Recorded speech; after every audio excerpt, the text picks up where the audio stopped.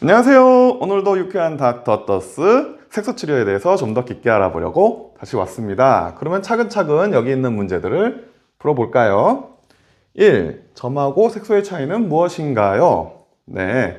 점은 다른 말로 모반, 양성 종량의 일종이죠. 그러니까 상당히 커져서 위로 돌출된 점은 아래에도 있을 거고, 특히 털 달린 점은 시작이 목은 털뿌리에서부터 자라는 종양이니까 깊이가 상당히 깊고 상당히 보기가 좋지 않죠. 그래서 점을 빼러 들어오시는데요. 점은 피부를 일률적으로 깎아내는 레이저, 예를 들면 CO2나 어비움 레이저로 제거를 하게 되고요. 근데 점은 양성 종량의 일종이기 때문에 아무리 예쁘게 반들반들하게 깎아냈어도 시간이 가면서 도로 원래대로 부풀어 오르는 경우가 흔해요. 재발하는 거죠. 그렇다고 우리가 이거를 밑바닥 아래까지 무작정 깊게 파내려가면 어떻게 돼요? 물론 재발은 안 하겠지만 반대로 이게 상처가 덜 아물면서 수두 자국처럼, 그러니까 점 빼러 왔는데 수두 자국을 남겼어요. 그러면 안 되잖아요. 그러니까 점은 경우에 따라서는 완전 제거가 어려울 수 있다는 점 알아두시길 바랄게요. 자, 색소는 부피가 없는 얇은 피그멘트, 그러니까 칠판에 색칠해 놓은 분필가루 같은 거라고 생각하시면 돼요. 색소는 표피층 얕은 곳에 있을 수도 있고 깊은 곳, 진피층에 있을 수도 있어요. 그럼 우리가 의사들이 이걸 어떻게 구별해요? 안면 진단기를 찍어서 감별하기도 하고 또 히스토리를 들어서 유추하기도 해요. 가령 3년 전에 저는 어딘가에서 얼굴에 딱지 않치는 레이저 치료를 받았어요 라고 한다면 아마도 그분 얼굴은 표피층 색소는 거의 없을 것이고 깊은 층 색소만 남아있을 거예요. 그러면 의사들이 얕은 층 색소 치료는 건너뛰고 불필요하니까 바로 깊은 층 색소 치료로 들어갈 수 있겠죠. 그러니까 정확하게 가거력을 알려주시는 것이 상담할 때 중요합니다. 여기 제가 아주 작은 계란을 만들어 왔습니다. 오, 이렇게 작은 계란은 처음 보신다고요? 네, 제가 이거 잘만 하면 인류의 식량 문제를 해결할 수도 있겠는데요? 농담이고요. 여기 원래 보통 메추리알이었는데 제가 색소 레이저를 이용해서 메추리알 표면에 있는 모든 색소를 싹 다 없애버렸어요. 그랬더니 마치 원래부터 흰 계란인 것처럼 만들어졌죠. 색소 레이저 참 신기하죠. 2. 기미는 왜 치료가 어렵죠? 한 번에 뺄 수는 없을까요?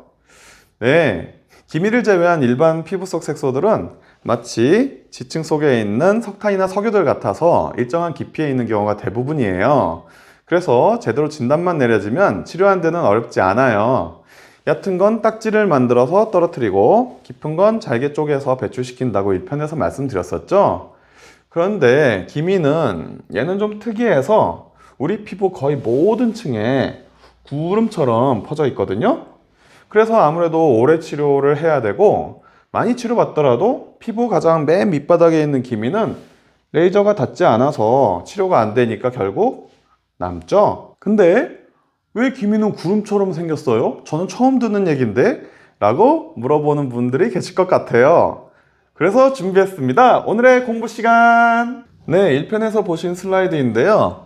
표피층과 진피층 사이 중간에 각질세포와 섬유화세포, 그리고 기미를 만들어내는 멜라노세포라고 있는데 바로 여기 문어다리 모양으로 생긴 아이들입니다.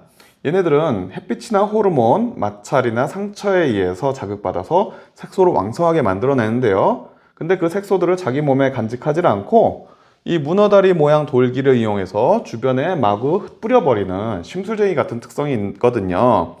그렇다고 얘네들을 아주 센 레이저 빔으로 아예 없애버리면 기미가 사라질까요? 네, 멜라노 세포들도 사라지겠지만 이렇게 기본 피부색마저도 없어져 버리는, 그러니까 백반증이라는 게 얼굴에 생겨버리게 돼요. 그러면 큰일 나겠죠.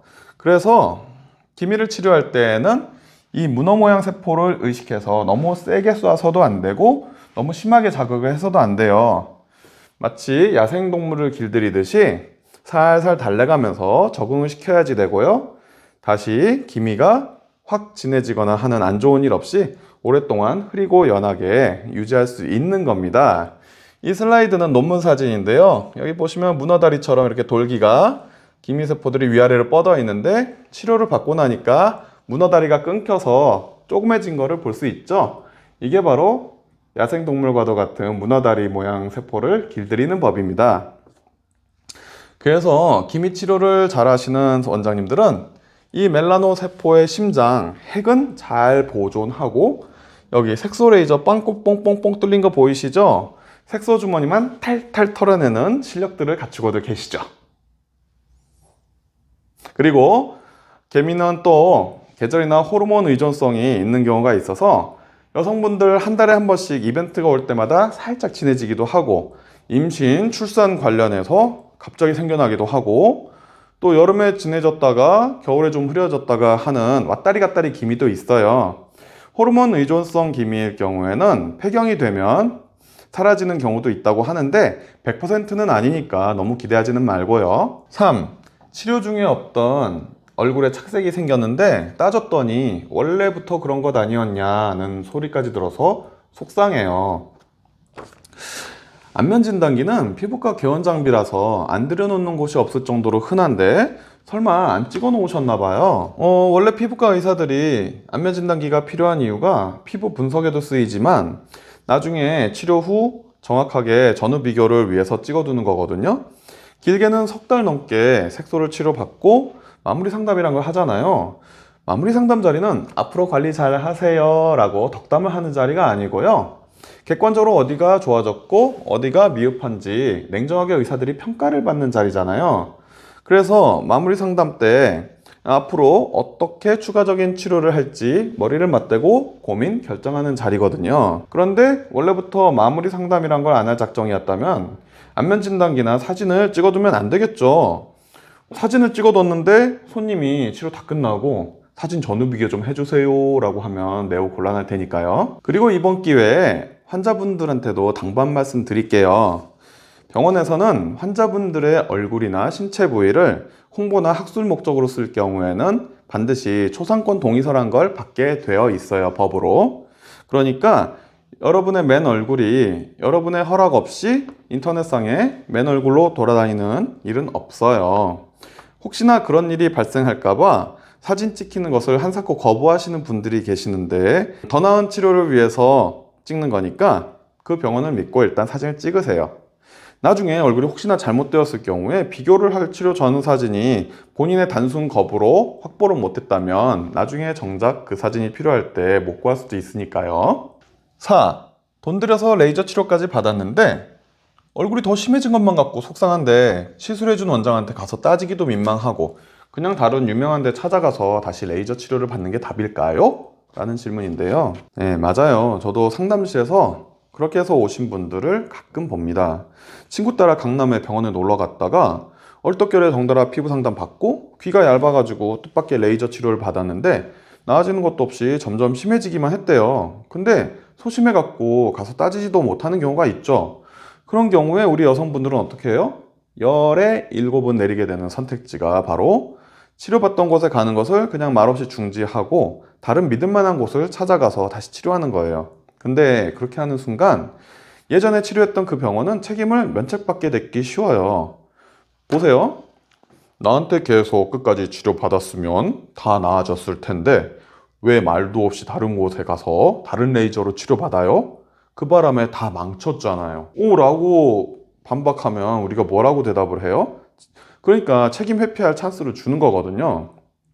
때로는 혼자서 잘 못 따지는 착한 분들도 계시거든요. 그럴 때에는 가장 좋은 방법이 친한 친구 한 명 데리고 가서 같이 내 전후 사진을 보여달라고 해가지고 시술해준 의사한테 뭐 당당하게 따지고 이 상황을 해결하기 위한 보상책을 확실하게 구두로 약속받는 겁니다.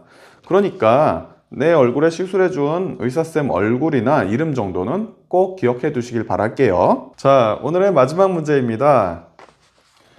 그래서 닥터더스는 색소 레이저로 치료 중에 색소가 더 진해지면 어떻게 하나요? 네, 이건 마치 제가 고해성사라도 하는 기분이 드는데요.